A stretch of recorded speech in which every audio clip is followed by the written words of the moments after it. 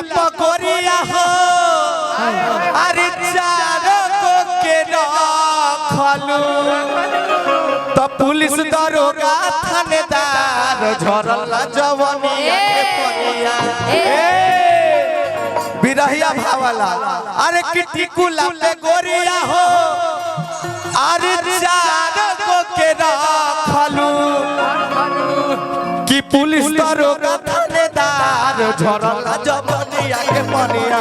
अरे का तो होई ढोड़ी हो कि पकावाई ना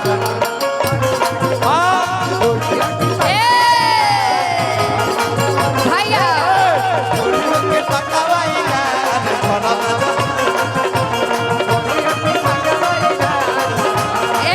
अभी पता नहीं कि थाईलैंड अमेरिका पकेसबा थाईलैंड अमेरिका पकेसबा ए अमेरिका तो के दीवाना ऐसा नहीं होता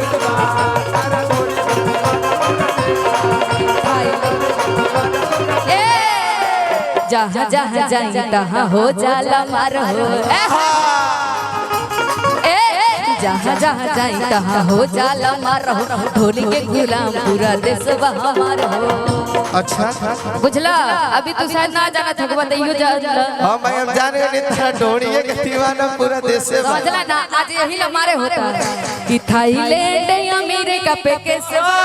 थाईलैंड अमेरिका पे केसबा हमरा ढोली के गुलाम पूरा देश ढोली के गुलाम